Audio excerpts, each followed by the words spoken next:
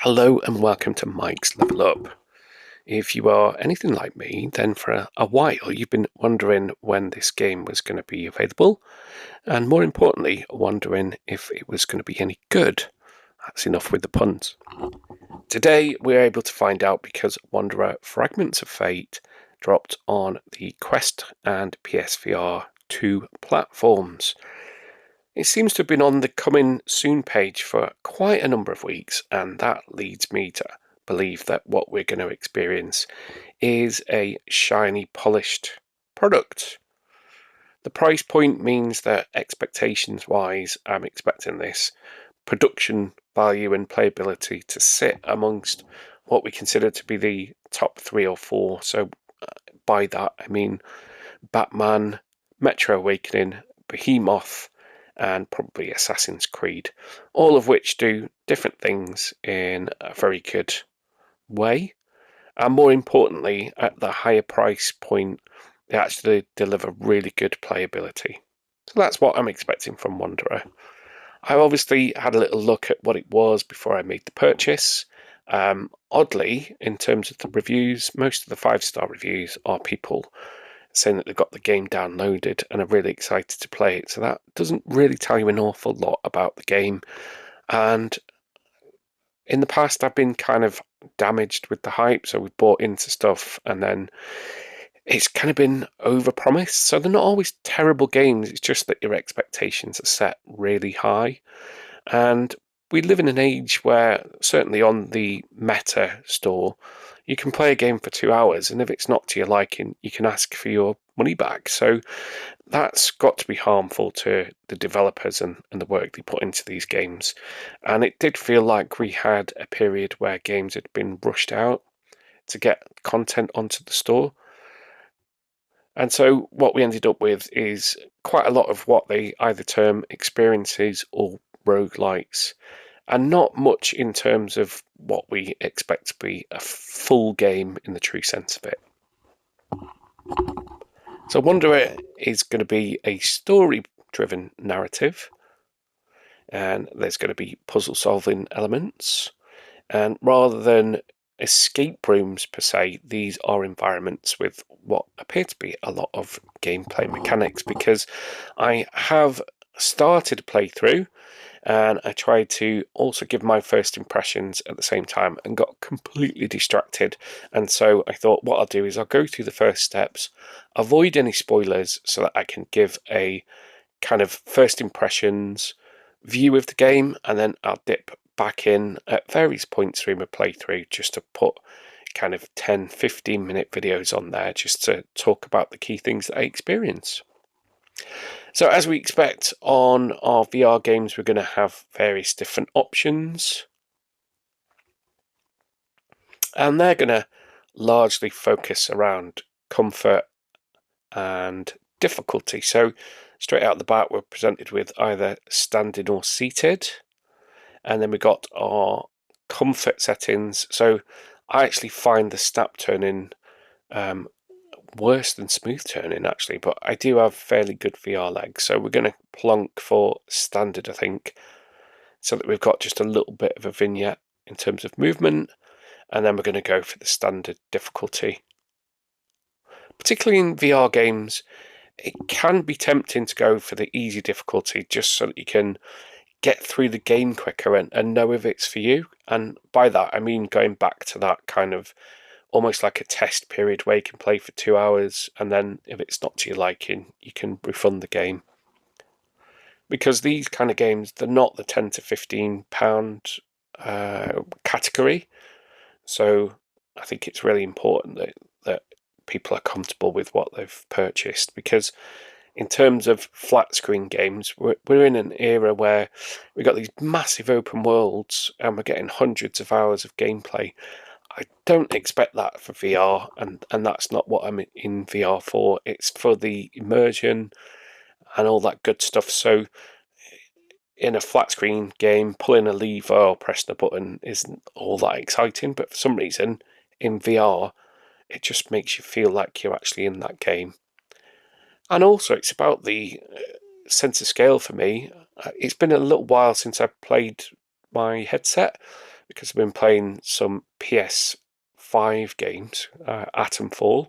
So if you're interested in that, I have uploaded a couple of videos. Back to this game, and we have chosen our comfort settings. What I would say is graphically, I did notice a little bit of pop-up, just tiny bits. So on the text on the police car there, as I turned away from it, it kind of popped in and out. So that's not game breaking. And actually, if that means that I get crisper visuals in my main field of view, then that's all good. The textures and the stuff close up is crystal clear.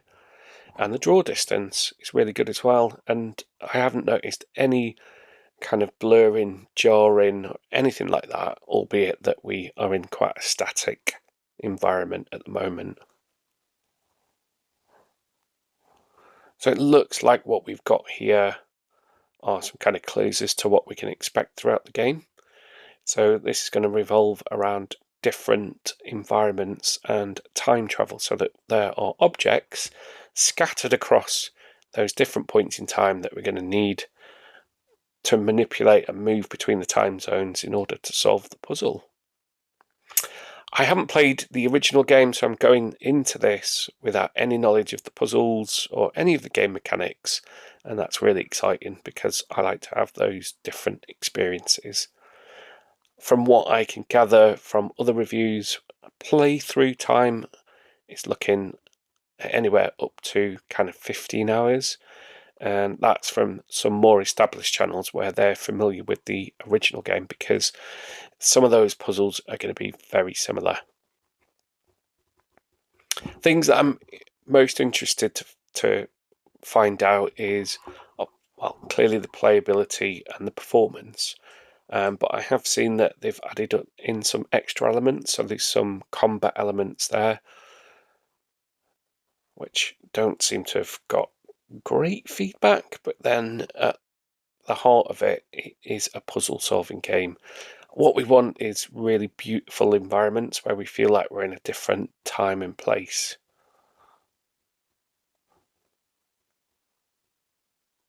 So we have here what look like some military vehicles. We've got a police car there, some kind of electrical tower or water tower, and then we had the Mayan or Mayan even temples that we saw behind us. So being prompted to grab the picture.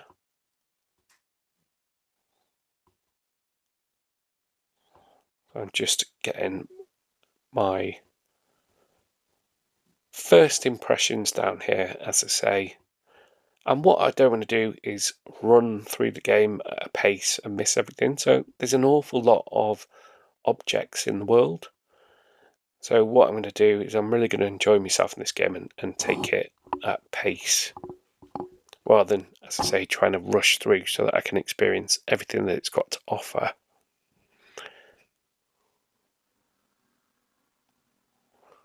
So as I say, performance-wise, don't see any jarring, and as we bring this picture closer, you can see just how clear that is. We'll grab it with two hands, and then we're being prompted to turn. Oh, so now we've got a stopwatch, and the environment behind us has changed. So this looks like a portrait of a family. That's quite impressive. And I did notice on my playthrough that there's a couple of these toy rabbits scattered throughout the world. So I don't know whether this would link into some of those achievements. So for the completionists out there, this is where there are kind of hidden objectives that you need to collect. And I think that actually helps in terms of replayability, because it's kind of finding the sweet spot, isn't it, with a lot of games? So if you are playing a narrative story and it's really enjoyable and you get a good number of hours out of it, then you're not too disheartened if then you can't immediately go back and play it and experience something else. It might be that you come back months, weeks later. If it's a short experience, and especially with escape rooms, once you know how to solve the puzzles, well, you can't unlearn that. And so that's where you've got to find that sweet spot of kind of pricing, I think. So I'd put The Room Dark Matter into that category, is that it was graphically really good, puzzles excellent, and the world building, but it was a short experience. And I tried to play it again, and actually the puzzles, I knew how to solve them, and it made the playthrough time even shorter still, as you'd expect. So it'd be good to see how Wanderer kind of sits in between those two things. And escape rooms and puzzle solving, again, talking about finding that sweet spot. Some of the games I've played, the play time is because the puzzles are made like really difficult or obscure. So you can spend like 10 hours getting frustrated just to stumble across some kind of combination of things that you need to do. And then on the opposite end of the spectrum, you've got these kind of episodic escape rooms where I've kind of thought, oh, right, I've just solved the first puzzle. What's next? And then that's it. And they're relatively cheap. You're paying like £2-3 an episode. But again, you don't ever really want to feel like you're getting ripped off. So you can see there that I was messing about with the environmental objects, and I broke a glass and injured myself. So I guess if I get too injured, then I'm going to die. And I'm just getting a kind of feel for the environment and the world building. So these videos are not going to have spoilers. They're not kind of real-time walkthroughs even. I'm just going to do brief videos just to talk about the core mechanics of the game. So what I would say is, clearly in 10 minutes, I'm not going to be able to tell you that the full game is excellent, but I think I've seen enough to know that this game's going to be a keeper, and I'm really excited to play through it, which is a really good feeling. So we've got the environmental stuff here, and it looks like there's some kind of nuclear device. And the NPCs are pretty well animated. So I haven't got the audio on the background because I'm doing a voiceover afterwards. I also didn't want to spoil any of the narrative or any of that kind of stuff. So I think that is going to just about do it for this video. My channel is really new, and I'd really appreciate the support if you could like, comment and subscribe, particularly if you have just bought Wanderer. What are your first impressions?